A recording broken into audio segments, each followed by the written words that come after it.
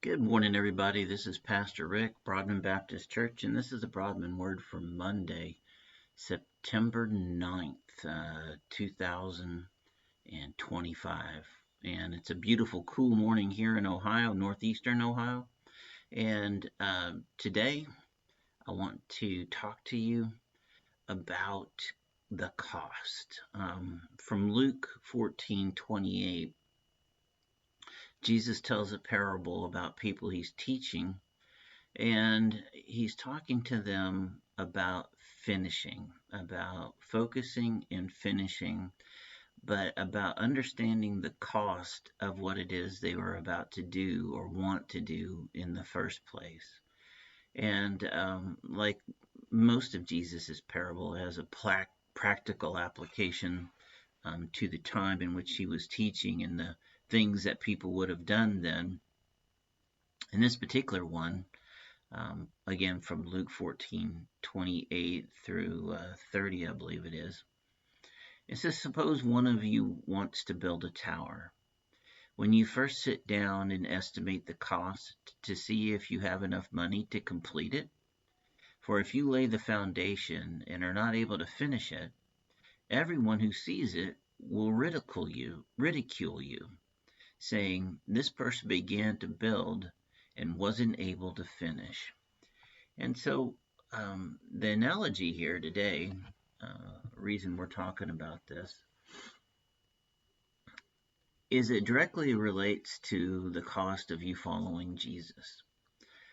People get timid or afraid of pushback or persecution because they follow Christ or because they've professed to follow Christ indefinitely. If you're talking to somebody about an evangelistic effort and you're getting all kinds of guff and pushback, maybe even quite forcefully. It may even rise to the level of personal persecution. Well, these are all costs. And if we don't calculate the cost of following Jesus versus the gain of heaven and the peace that we have on earth now and the joy of bringing others into that peace and giving them the hope of heaven, if we don't calculate the cost of those things versus the incredibly rich reward, then you might not finish.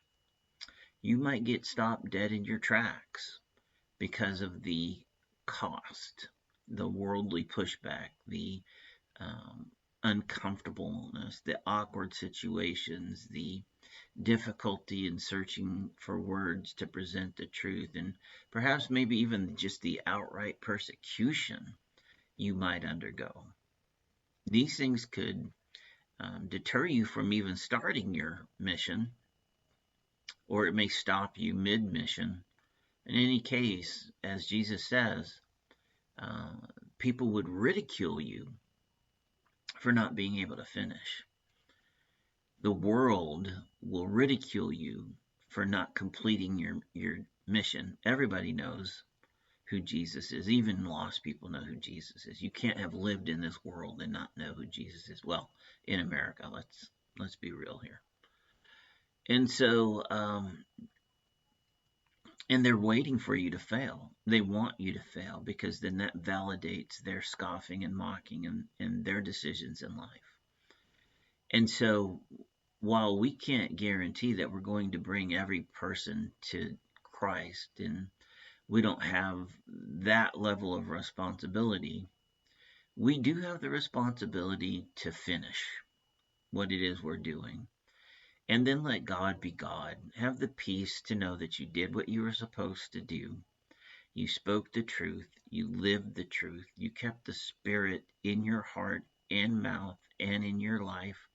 You walked in peace as much as it depended on you. You led with the Spirit. You walk with the Spirit. You do the things that we're instructed to do. And while you're not perfect, of course, we're going to sin and we're going to stumble. Even our stumbles are successes because we get back up with the love of Christ and we start again.